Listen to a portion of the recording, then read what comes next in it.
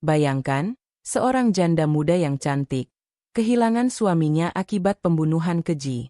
Tidak hanya dibunuh, suaminya menjadi korban dukun santet yang haus kekuasaan. Malam-malam janda itu kini berubah jadi teror, bukan karena ia ketakutan, tapi karena ia menuntut balas.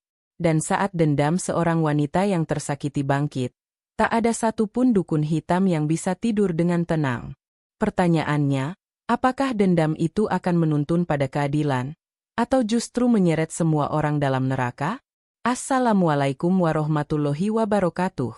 Sahabat semua, selamat datang di channel ini.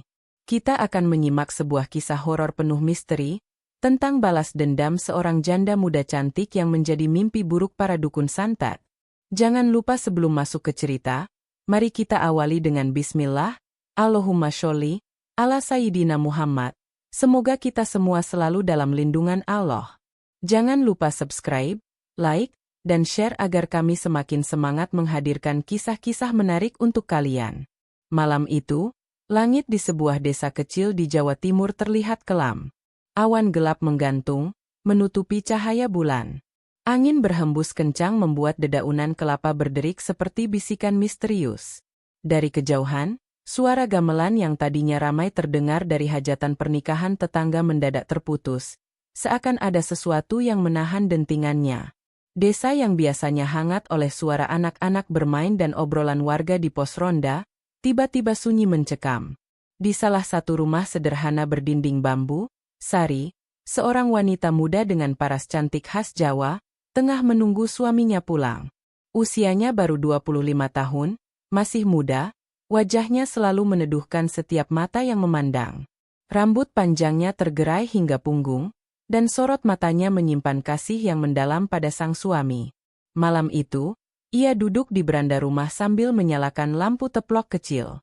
"Mas, kok belum pulang juga?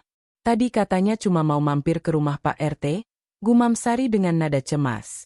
Jam di dinding menunjukkan pukul 11 malam. Biasanya, suaminya tidak pernah pulang lebih dari jam 9. Hatinya mulai tak tenang. Sesekali ia berdiri, menatap jalan tanah yang lengang. Angin malam berembus, membawa hawa dingin yang menusuk hingga ke tulang. Tiba-tiba terdengar suara gaduh dari arah jalan desa. Beberapa orang berlari sambil membawa obor. Suara langkah mereka terburu-buru, wajah mereka tegang.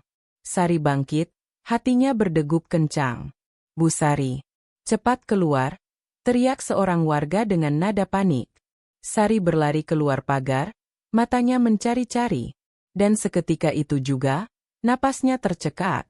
Suaminya, lelaki yang sangat ia cintai, tergeletak di atas tandu bambu. Tubuhnya kaku, matanya melotot menatap kosong langit, dan di sekujur tubuhnya ada luka gosong aneh, seperti bekas terbakar dari dalam. "Mas! Ya Allah! Mas, jangan tinggalin aku!" Sari menjerit histeris, langsung meraih tubuh suaminya yang dingin. Ia memeluk jasad itu erat-erat. Air matanya jatuh membasahi wajah suaminya yang membiru. Warga sekitar hanya bisa berdiri, sebagian menutup mulut, sebagian lagi berbisik-bisik dengan wajah pucat. "Ini ulah santet, aku yakin," bisik seorang lelaki tua.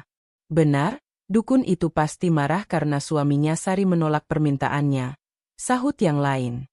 "Ya Allah, sampai segininya, matinya ngeri sekali." Sari tidak peduli pada bisikan itu. Ia mengguncang tubuh suaminya, mencoba membangunkannya. "Mas, bangun, ini aku, Sari. Jangan tinggalin aku sendirian. Mas, aku butuh kamu." Suaranya lirih penuh ratapan. Tapi jasad itu tetap kaku. Tidak ada jawaban. Hanya dingin yang merambat, menusuk ke hati Sari. Beberapa warga mencoba menenangkan. "Sari, sabar, nak. Innalillahi wa inna ilaihi raji'un. Semua ini sudah takdir." Namun Sari menatap mereka dengan mata merah. "Takdir apa? Ini bukan takdir. Ini perbuatan manusia keji. Ada yang sengaja bunuh masku." Warga terdiam. Mereka tahu Sari benar. Sudah lama desas-desus soal dukun hitam itu beredar. Dukun itu dikenal kejam, haus kuasa, dan tidak segan menghabisi siapapun yang menolak tunduk padanya. Dan suami Sari, termasuk yang berani menentangnya. Malam itu, tubuh suami Sari dibawa ke rumah. Tangisan memenuhi udara. Sari duduk di samping jasad, memegangi tangannya erat. Matanya bengkak, bibirnya bergetar. Kenapa? Mas? Bukankah kita berjanji mau hidup sampai tua bersama? Kenapa kau tinggalkan aku secepat ini? Tangisnya pecah lagi. Tetangga hanya bisa mengusap bahunya, tapi hati Sari sudah koyak. Menjelang dini hari, saat semua orang sibuk menyiapkan pemakaman, Sari duduk sendiri di sudut kamar. Wajahnya pucat, matanya kosong menatap gelap. Tiba-tiba, ia teringat obrolan terakhir dengan suaminya beberapa malam lalu. Yah, aku tidak bisa ikut campur urusan mereka, Sar. Mereka menawarkan aku untuk ikut pesugihan, tapi aku tolak. Aku tidak mau cari rejeki dari jalan sesat, ucap suaminya saat itu. Mas, kalau mereka marah? Tanya Sari dengan wajah cemas. Suaminya tersenyum lembut, mengusap kepalanya. Jangan takut, Sar. Allah bersama kita. Tidak ada yang bisa melawan kehendaknya. Kenangan itu membuat hati Sari semakin hancur. Tangannya mengepal. Mas, mereka bunuh kamu hanya karena kamu menolak ikut jalan mereka. Aku bersumpah, mereka tidak akan tenang. Air matanya berhenti. Wajahnya berubah. Dari wanita yang penuh duka, kini tersisa sorot mata penuh dendam. Saat subuh, jasad suaminya dimakamkan. Tanah merah masih basah, harum bunga tabur bercampur bau tanah segar. Sari berdiri lama di depan makam, tidak beranjak meski orang lain sudah pulang. Ia menatap nisan itu dengan tatapan kosong. Seorang tetua desa, Mbah Wiryo, mendekat. Nak Sari, pulanglah dulu. Kau butuh istirahat. Jangan biarkan hatimu larut dalam amarah. Sari menoleh perlahan, matanya sembab. Mbah, mereka bunuh suami saya. Apa saya harus diam? Apa saya harus pura-pura ikhlas? Mbah Wiryo menarik napas berat. Ikhlas itu memang sulit. Tapi ingat, melawan dukun santet dengan dendam hanya akan membuka jalan baru bagi malapetaka. Namun Sari tidak menjawab. Ia hanya menatap makam suaminya sekali lagi. Dalam hati kecilnya, sumpah telah terucap. Sumpah yang kelak akan membawa teror ke seluruh desa. Malam itu, ketika desa mulai lengang, Sari duduk sendirian di dalam rumah. Lampu teplok di meja berkelip, sesekali hampir padam tertiup angin dari sela dinding bambu. Suara jangkrik terdengar keras, tapi justru menambah kesunyian. Sari menatap potret dirinya bersama suami di dinding. Senyum bahagia mereka seakan mengejek kenyataan pahit saat ini. Tiba-tiba terdengar suara lirih dari arah jendela. Hahaha. Seperti bisikan angin, tapi jelas terdengar. Sari terkejut, matanya melirik ke arah jendela. Bayangan hitam melintas cepat. Ia berdiri, tangannya gemetar. Siapa di sana? Tidak ada jawaban. Hanya suara angin yang makin kencang. Sari mundur perlahan, merapat ke pintu kamar. Lalu, suara itu kembali terdengar, kali ini lebih dekat. Suamimu, bukan yang terakhir. Sari menjerit histeris. Ia langsung menutup pintu kamar, menggemboknya dari dalam. Dadanya berdegup keras, keringat dingin bercucuran. Ia jatuh terduduk, memeluk lututnya sambil menangis. Ya Allah, lindungi aku. Namun di balik tangis itu, hatinya mulai berubah. Rasa takut bercampur dengan tekad. Ia sadar, hanya dirinya yang bisa membalaskan dendam atas kematian suaminya. Malam berdarah itu, bukan akhir. Melainkan awal dari sebuah kisah penuh teror, dendam, dan darah. Hari-hari setelah kematian suaminya menjadi gelap bagi Sari. Matahari yang biasanya ia sambut dengan senyum, kini hanya ia pandang dengan tatapan kosong. Setiap pagi, ia berjalan ke makam suaminya membawa bunga tabur dan pelita kecil.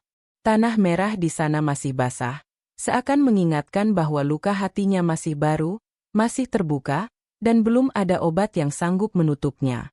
Di depan pusara itu, Sari duduk bersila.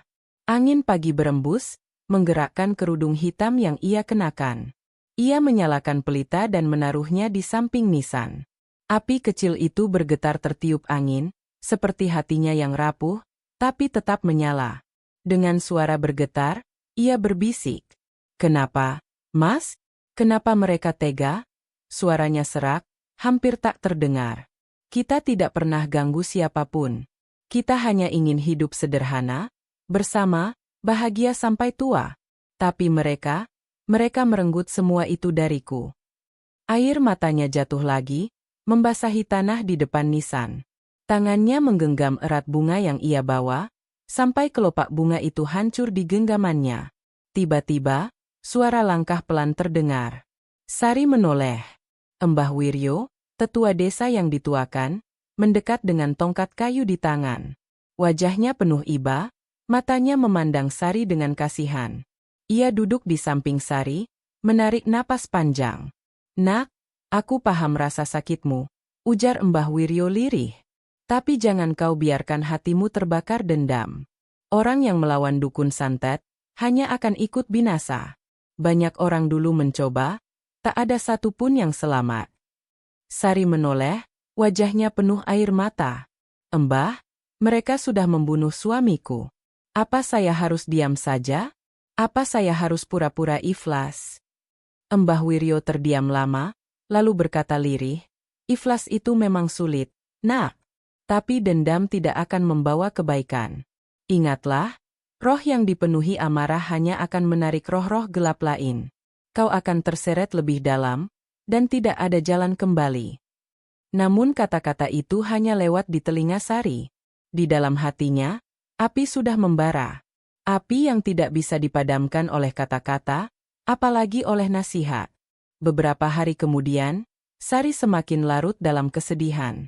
Setiap malam ia bermimpi buruk. Dalam mimpinya, ia melihat suaminya berdiri jauh di seberang sungai berkabut, menatapnya dengan tatapan sendu. Suaminya mencoba bicara, tapi mulutnya terkunci, hanya darah yang keluar. "Mas, tunggu aku."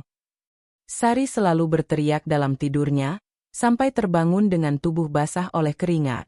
Ia menangis setiap kali mengingat mimpi itu. Warga desa mulai resah. Mereka khawatir Sari tidak sanggup menanggung duka. Beberapa perempuan datang menjenguk, membawa makanan dan mencoba menghiburnya. "Sari, ayo makan sedikit. Jangan sampai sakit. Kalau kamu sakit, siapa yang nanti mendoakan almarhum?" kata seorang ibu. Sari tersenyum kaku, menerima makanan itu. Namun begitu para tetangga pergi, ia kembali duduk di depan foto pernikahannya yang tergantung di dinding. Ia menatap wajah suaminya yang tersenyum bahagia dalam foto itu. "Mas, kalau mereka bisa merenggut nyawamu, aku pun bisa membuat mereka tidak tenang di dunia ini. Aku bersumpah, Mas, mereka akan membayar." Suara Sari kali ini bukan sekadar ratapan. Ada getar yang aneh.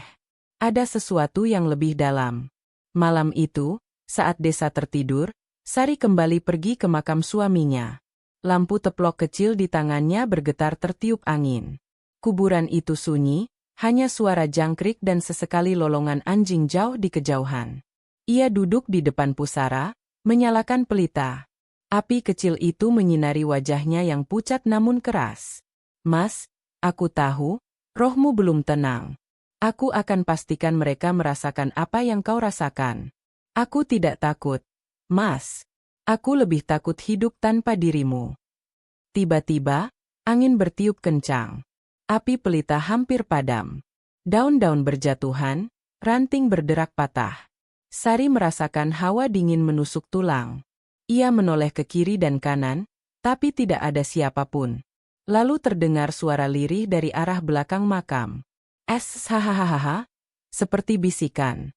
Sari terperanjat. "Siapa?" teriaknya, tapi suaranya tercekat. Tidak ada jawaban.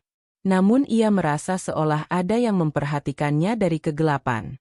Keesokan harinya, rumor menyebar di desa. Orang-orang mulai bergosip di warung kopi. Itu Sari, matanya berbeda sekarang. Seperti ada api di dalamnya. Dia sering ke makam malam-malam. Sendirian. Siapa yang berani begitu? Aku dengar, dia sumpah mau balas dendam. Kalau benar, bisa bahaya bagi desa kita. Kabar itu sampai juga ke telinga para dukun yang terlibat dalam kematian suami Sari. Mereka mulai gelisah. Perempuan itu harus diawasi. Jangan sampai dia cari cara untuk membalas, kata salah satu dukun dengan wajah tegang. Dukun utama, seorang lelaki tua dengan sorot mata merah menyala, hanya tersenyum tipis. Perempuan itu cuma manusia lemah. Kalau dia coba-coba, nasibnya akan sama seperti suaminya. Namun, jauh di lubuk hati mereka, ada rasa takut. Karena mereka tahu, dendam seorang wanita yang kehilangan suami, lebih berbahaya dari 1000 doa kutukan. Hari-hari berikutnya, Sari mulai berubah. Ia jarang berbicara dengan tetangga. Senyumnya hilang. Ia lebih sering menyendiri di rumah, menyalakan dupa, dan berdoa dengan suara lirih. Kadang, dari rumahnya terdengar isak tangis, kadang terdengar bisikan aneh seperti berbicara dengan seseorang yang tak terlihat. Suatu sore, seorang anak kecil yang bermain layangan di dekat rumah Sari tiba-tiba menjerit ketakutan. "Ibu, aku lihat ada bayangan hitam keluar dari rumah Bu Sari," katanya sambil menangis. Warga makin resah, tapi tidak ada yang berani menegur. Mereka tahu, Sari sedang berada di ambang batas. Malam ketujuh setelah suaminya dimakamkan, Sari bermimpi lagi. Kali ini, suaminya berdiri lebih dekat. Wajahnya pucat, tubuhnya penuh luka bakar. Dengan suara lirih, ia berkata, balaskan aku." Sari terbangun dengan mata merah. Ia duduk di ranjang, napasnya terengah, lalu menatap ke jendela. Bulan purnama bersinar terang, seolah ikut menyaksikan tekadnya yang baru saja mengeras. Ia berbisik pada dirinya sendiri. "Kalau ini yang kau minta, Mas, maka aku akan lakukan. Aku akan jadikan malam mereka penuh teror.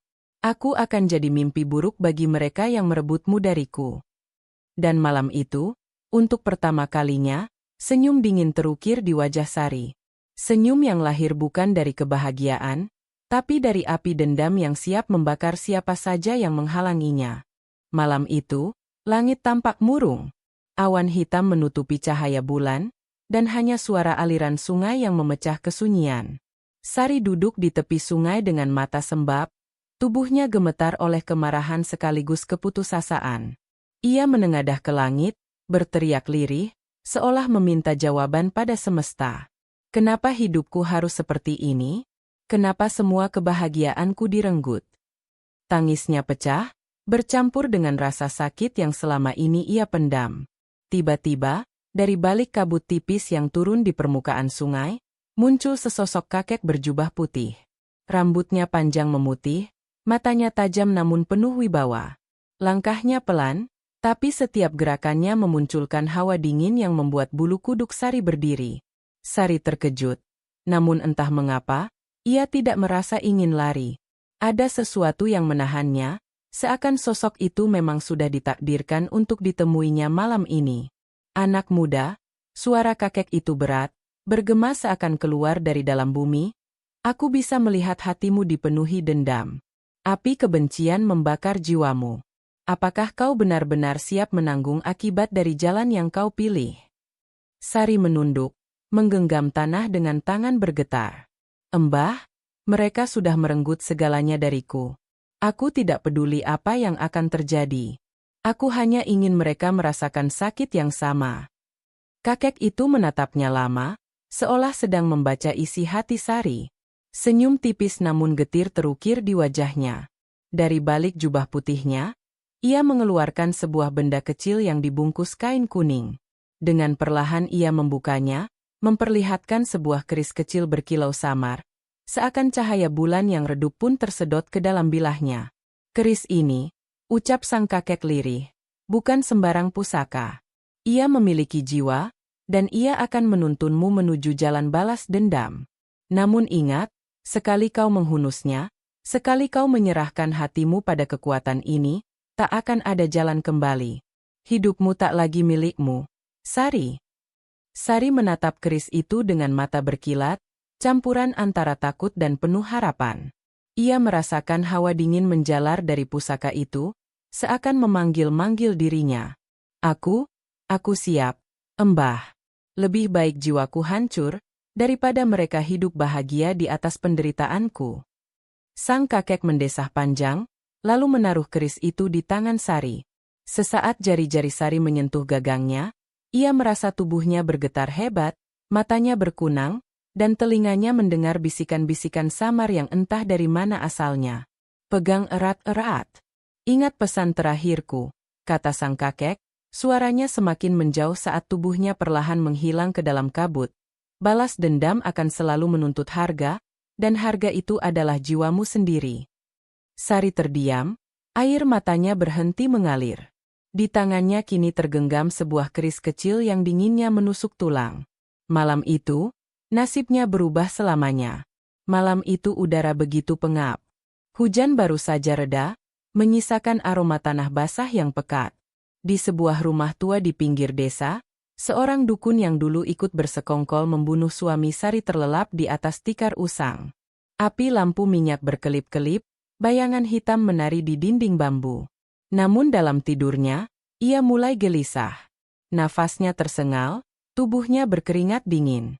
Dalam mimpi buruknya, ia melihat kabut tebal menyelimuti ruang tidurnya.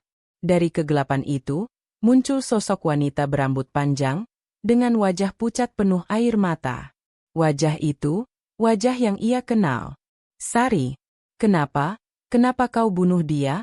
Suara Sari bergema, berat, bercampur dengan desis angin yang menusuk telinga. Suaranya tidak terdengar seperti suara manusia biasa, melainkan seperti ribuan bisikan yang datang dari segala arah. Dukun itu tersentak, tubuhnya kaku, matanya terbelalak. Astagfirullah, ini tidak nyata, ini tidak nyata. Tapi sosok itu semakin mendekat, rambut panjangnya menjuntai, menutupi sebagian wajahnya, sementara tangannya menggenggam keris kecil yang memantulkan cahaya samar. Tiba-tiba, tanpa sempat ia bergerak, tubuhnya merasakan perih luar biasa. Goresan demi goresan muncul di kulitnya, seolah ada bilah tajam yang menari di tubuhnya. Ia menjerit sekeras-kerasnya, "Astagfirullah! Siapa ini? Tolong!" Darah segar merembes dari luka-luka yang tak terlihat pelakunya. Sementara itu, jauh di rumahnya yang sederhana, Sari terbangun dengan napas terengah-engah. Tubuhnya basah oleh keringat, dan tangannya penuh darah. Darah segar yang bukan darahnya. Ia menatap tangannya dengan ngeri, jantungnya berdebar kencang. Apa yang telah kulakukan?" bisiknya lirih. Namun, di dalam hatinya, ada sesuatu yang aneh. Rasa takut itu bercampur dengan kepuasan gelap. Ia bisa merasakan ketakutan dan kesakitan yang dialami dukun itu, seakan terhubung langsung ke dalam jiwanya. Bisikan samar terdengar lagi di telinganya, suara yang ia kenal, suara keris itu. Ini baru permulaan, satu demi satu mereka akan membayar. Di saat yang sama, di rumah dukun itu, tangisan dan jeritan terus menggema. Tetangga berdatangan, mendobrak pintu, dan mendapati sang dukun tergeletak dengan tubuh penuh luka sayatan yang aneh, seperti dicabik oleh sesuatu yang tak kasat mata.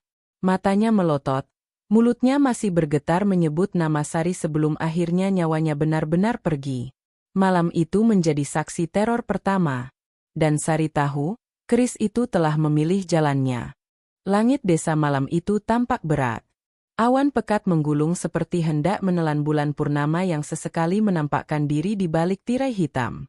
Angin bertiup kencang, membawa aroma anyir bercampur bunga Kamboja yang entah dari mana asalnya. Desa itu, yang biasanya damai, kini berubah mencekam setelah kematian mendadak salah satu dukun ternama yang tubuhnya penuh sayatan aneh.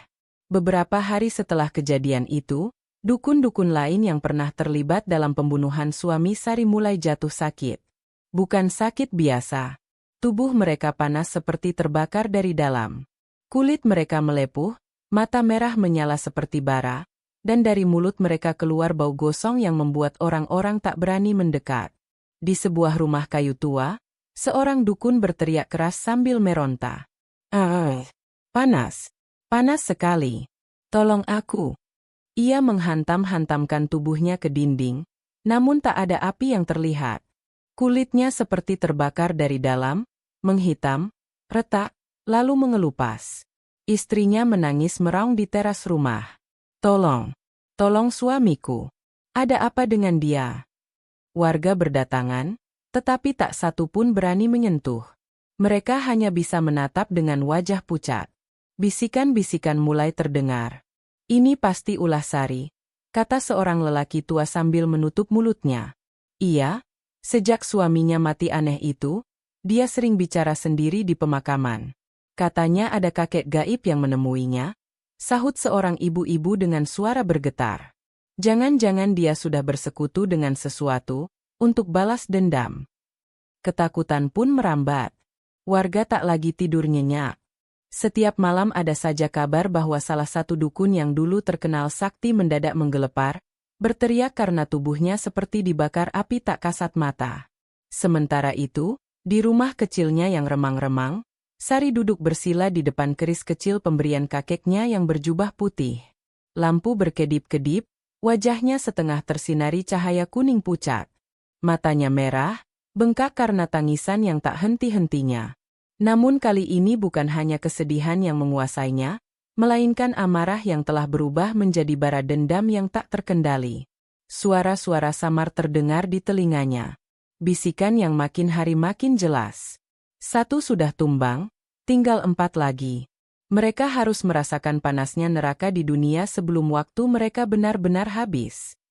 Sari menggenggam keris itu erat. Tangannya bergetar, namun bukan karena takut. Air matanya menetes di bilah keris, membuat cahaya aneh berkilau di permukaannya. Tak ada yang cukup, sebelum semua yang terlibat ikut merasakan apa yang kurasakan. Gumamnya dengan suara yang bukan lagi suara lembut seorang janda muda, melainkan suara penuh kegelapan. Ketika fajar hampir menyingsing, tetua desa datang menghampiri rumahnya. Lelaki renta itu berjalan tertatih, tongkatnya mengetuk-ngetuk tanah, wajahnya dipenuhi keriput yang menyimpan kebijaksanaan. Ia menatap Sari dengan pandangan penuh iba. "Nak," ucapnya lirih, "aku tahu hatimu hancur. Aku tahu kau ingin keadilan. Tapi jalan yang kau tempuh sekarang bukan jalan manusia, melainkan jalan iblis. Cukupkanlah dendammu, sebelum kau sendiri ditelan oleh apa yang kau panggil." Sari menoleh perlahan.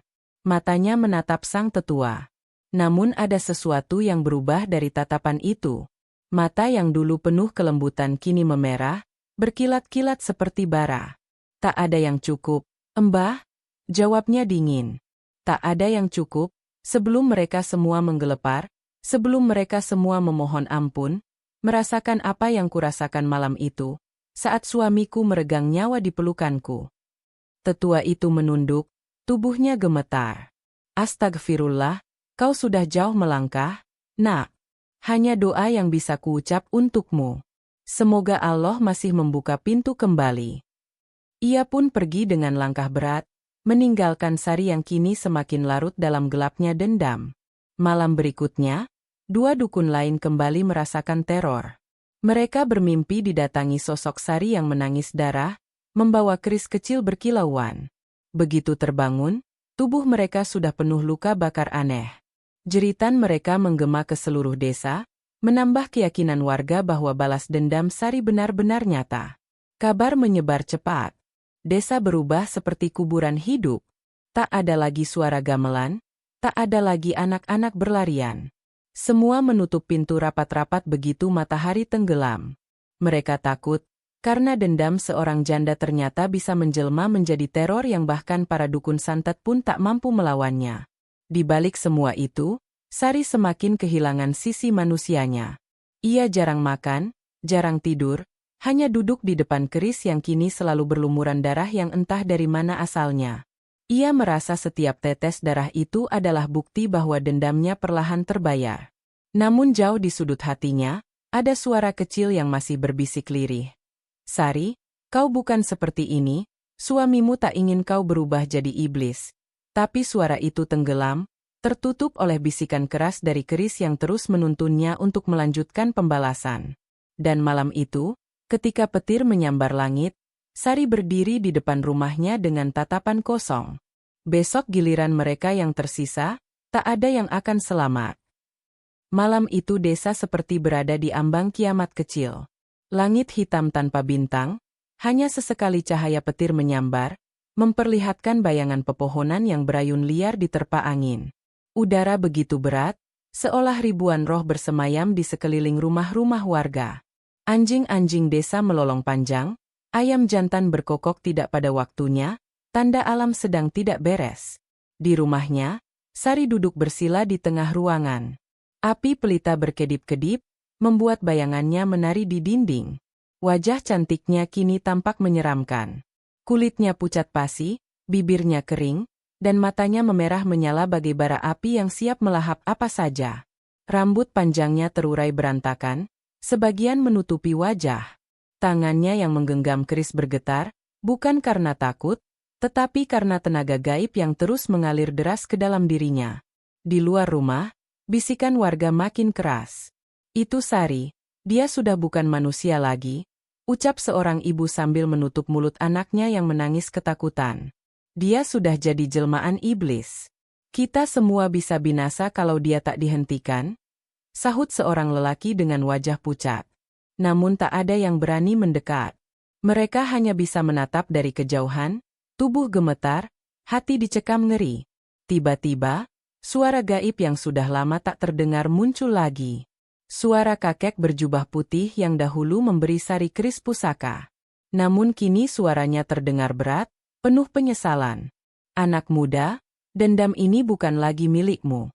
Kau sudah melampaui batas. Kau sudah jadi alat roh-roh yang haus darah. Mereka bukan menolongmu, mereka menjadikanmu wadah untuk melampiaskan amarah abadi mereka. Sari menutup telinganya, berteriak keras. Tidak, aku masih Sari. Aku hanya ingin suamiku mendapat keadilan. Aku hanya ingin mereka semua merasakan penderitaanku. Suaranya menggema, tapi bukan hanya suara Sari yang terdengar. Ada gema ribuan bisikan menyeramkan yang keluar bersamaan, membuat tanah di bawahnya bergetar. Keris di tangannya semakin berkilau, bilahnya berdenyut seperti jantung yang hidup. Cahaya merah kehitaman keluar dari keris itu, menyinari wajah Sari yang makin menyeramkan. Tubuhnya gemetar, lalu ia berdiri dengan tatapan kosong. Aku akan habisi mereka semua, bahkan jika seluruh desa harus ikut merasakannya, ucapnya dengan suara dingin. Tiba-tiba, ia menancapkan keris itu ke tanah. Tangan. Petir menyambar dari langit, menghantam atap rumahnya, membuat api kecil muncul lalu padam seketika. Tanah bergetar keras, seperti ada sesuatu yang bangkit dari dalam bumi. Warga yang menonton dari kejauhan berteriak histeris dan berlarian. Allahu Akbar! Apa yang dia lakukan? Lari. Dari keris yang menancap ke tanah, muncul asap hitam pekat yang membumbung ke udara. Asap itu menggumpal, membentuk wajah-wajah mengerikan yang menjerit, tertawa, dan menangis bersamaan. Suara mereka bergema ke seluruh desa, membuat bulu kuduk setiap orang berdiri. Sari menjerit, tubuhnya terangkat dari tanah, melayang beberapa jengkal di udara. Rambutnya berkibar liar, matanya bersinar merah terang, wajahnya berubah semakin mengerikan. Tangannya terentang, dan dari mulutnya keluar suara-suara yang bukan miliknya. Kami lapar, kami haus, kami akan habisi semuanya. Di kejauhan, tetua desa yang mendengar kabar itu berlari dengan sisa tenaga. Napasnya terengah, tubuhnya renta. Ia sampai di depan kerumunan warga yang bersembunyi di balik pagar bambu. Wajahnya pucat, namun matanya penuh keteguhan. Inilah yang kutakutkan. Dendam bukan lagi miliknya. Sari sudah kehilangan kendali. Roh-roh jahat dari keris itu kini menjadikannya jalan keluar, kita semua dalam bahaya besar. Sementara itu, dukun-dukun yang tersisa, yang dulu ikut membunuh suami Sari, mulai merasa kengerian luar biasa. Mereka yang selama ini merasa sakti, kini gemetar. Salah satu dari mereka mencoba ritual untuk melindungi diri. Ia menyalakan dupa, membaca mantra, dan menaburkan bunga 7 rupa ke seluruh ruangan. Namun tiba-tiba, asap hitam menerobos masuk ke rumahnya, melilit tubuhnya, dan membuatnya terjerembab. Tubuhnya terbakar dari dalam, matanya meledak keluar, dan ia mati dengan wajah menghitam. Warga yang mendengar jeritannya hanya bisa menutup telinga dan menangis ketakutan. Di tengah kekacauan itu, Sari yang kini dikuasai amarah terus berdiri di halaman rumahnya. Petir menyambar di belakangnya, membuat bayangan tubuhnya tampak seperti raksasa mengerikan. Ia tertawa keras, tawa yang sama sekali bukan miliknya. Hahaha, kau kira bisa kabur dariku? Tak ada yang bisa kabur. Semuanya akan ikut merasakan neraka bersamaku. Tanah desa retak perlahan, pohon-pohon tumbang, sumur-sumur kering. Bayi-bayi menangis bersahutan, hewan-hewan berlarian tanpa arah. Alam seakan ikut berteriak. Tetua desa menatap ke langit, air matanya jatuh. Ya Allah, jangan biarkan satu jiwa yang tersesat menyeret seluruh desa ini ke dalam murka Mu. Namun, suara doa itu seakan ditelan oleh tawa Sari yang mengerikan. Dendamnya bukan lagi dendam manusia. Dendam ribuan roh haus darah, melahap jiwanya hingga ia bukan lagi Sari yang dikenalnya. Malam itu, desa Jawa Timur itu menjadi saksi. Ketika cinta yang hancur, berubah menjadi dendam, lalu berubah menjadi teror yang menelan segalanya. Dan keris itu, bergetar, seakan belum selesai menagih nyawa. Malam itu langit bagai retak. Petir menyambar tanpa henti, guruh bergemuruh, angin bertiup kencang membawa dedaunan kering beterbangan. Desa kecil di Jawa Timur itu seakan tidak lagi menjadi tempat manusia, melainkan medan pertempuran antara dendam, roh-roh kelam, dan takdir yang tak bisa dihindari. Di antara kegelapan, seorang lelaki tua berlari terbirit-birit menembus hutan. Nafasnya tersengal, tubuhnya gemetar, wajahnya penuh ketakutan. Dialah dukun utama, orang yang paling bertanggung jawab atas kematian suami Sari. Dialah yang memimpin ritual santet, menusukkan paku gaib ke dalam tubuh korban, hingga akhirnya suami Sari meregang nyawa dengan tubuh penuh luka bakar aneh. Sekarang, dia tahu kematian sedang mengejarnya. Jangan dekati aku. Aku minta ampun. Aku minta ampun, teriaknya sambil tersandung akar pohon. Kakinya berdarah, pakaiannya sobek-sobek. Tapi ia terus berlari, seolah hutan itu tak berujung. Di belakangnya, bayangan hitam menjulang, berwujud sosok wanita berambut panjang dengan mata merah menyala. Suaranya menggema, kadang terdengar sebagai tangisan, kadang sebagai tawa menyeramkan. Setiap kali ia melangkah, tanah bergetar, pepohonan merunduk, binatang buas kabur ketakutan. Maafkan aku, Sari. Maafkan aku. Aku hanya disuruh. Aku hanya menjalankan perintah orang kaya desa ini. Teriak sang dukun. Air matanya bercucuran. Ia meraih tanah, memeluk batang pohon, berharap ada perlindungan. Tapi dari kegelapan, Sari muncul perlahan. Wajahnya pucat bagai mayat, rambutnya menjuntai hingga tanah, keris kecil di tangannya berkilauan memantulkan cahaya petir. Senyum dingin menghiasi wajahnya. Maaf, bisiknya lirih. Maaf tidak akan menghidupkan kembali suamiku. Maaf tidak akan menghapus malam-malam penuh tangisanku. Maaf tidak akan membuat hatiku utuh lagi. Sang dukun bergetar hebat, tangannya menengadah, tubuhnya bersujud di tanah basah. Aku salah. Aku khilaf. Tolong lepaskan aku, jangan biarkan aku mati begini. Aku akan bertobat. Aku akan berhenti menjadi dukun. Aku akan serahkan hidupku pada Allah. Sari, lepaskan aku. Namun, wajah Sari tak berubah. Mata merahnya berbinar lebih terang, senyum dinginnya semakin menusuk. Ia melangkah maju, kerisnya bergetar hebat, mengeluarkan suara mendesis bagai ribuan jeritan arwah. Suamiku, menjerit-jerit malam itu, memanggil namaku. Aku tak bisa menolongnya. Tapi sekarang, kau yang akan merasakannya. Dengan sekali gerakan, keris itu menembus dada sang dukun. Arkre! Jeritannya menggema ke seluruh hutan. Tubuhnya bergetar hebat, lalu terbakar api gaib berwarna biru kehitaman. Kulitnya meleleh, matanya meledak, tubuhnya luruh menjadi abu yang tertiup angin. Dalam sekejap, orang yang dulu ditakuti seluruh desa hilang tak berbekas, hanya menyisakan bau anyir dan gosong yang menusuk. Namun sesuatu terjadi pada Sari. Api gaib itu tak hanya membakar sang dukun, tapi juga merambat ke tubuhnya sendiri. Rambutnya berkibar liar, matanya memerah makin tajam, tubuhnya bergetar hebat. Apa yang terjadi? Kenapa api ini ikut membakarku? Jeritnya panik. Suara gaib kakek berjubah putih kembali terdengar, berat dan penuh duka. Aku sudah memperingatkanmu, nak. Keris itu bukan hanya alat balas dendam, tapi juga wadah roh-roh kelam. Setiap nyawa yang kau ambil, sebagian jiwamu ikut terseret. Kini, dendam telah genap, dan waktumu pun habis. Sari menjerit, air matanya bercucuran. Tidak, aku hanya ingin keadilan. Aku hanya ingin bersamamu lagi. Mas, hanya itu. Tubuhnya mulai diselimuti api gaib, membakar tanpa meninggalkan bekas darah. Tapi di tengah jeritan itu, suaranya berubah menjadi tangisan lirih. Mas, aku ingin bersamamu, meski di dalam kematian. Tangisan itu terdengar begitu memilukan, menggema hingga ke langit. Petir menyambar keras, bumi berguncang, pohon-pohon tumbang. Lalu tiba-tiba semuanya hening. Api padam, suara roh hilang, hutan sunyi.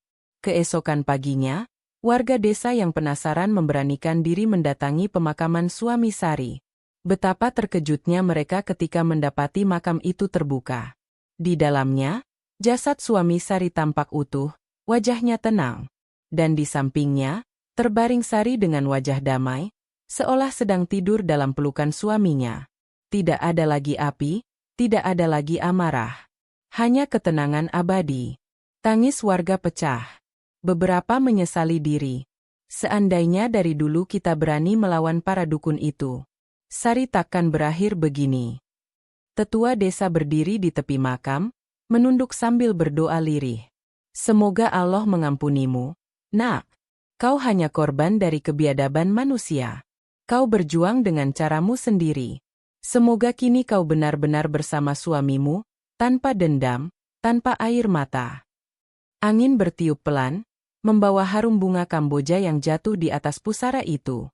Dan sejak hari itu, warga desa tak pernah lagi berani berhubungan dengan dukun santet. Nama Sari menjadi legenda, sebuah kisah tentang cinta yang hancur, dendam yang menelan jiwa, dan akhir tragis seorang janda muda yang rela terbakar bersama dendamnya demi bisa kembali ke pelukan orang yang ia cintai. Sahabat semua, itulah kisah mengerikan, pembalasan janda muda cantik atas pembunuhan suaminya. Dari kisah ini kita belajar bahwa dendam hanya akan membawa kehancuran, meski terkadang keadilan terasa tidak berpihak pada kita. Semoga kisah ini menjadi pelajaran bagi kita agar menjauhi perbuatan mungkar dan senantiasa mendekatkan diri kepada Allah Subhanahu wa Ta'ala. Wassalamualaikum warahmatullahi wabarakatuh.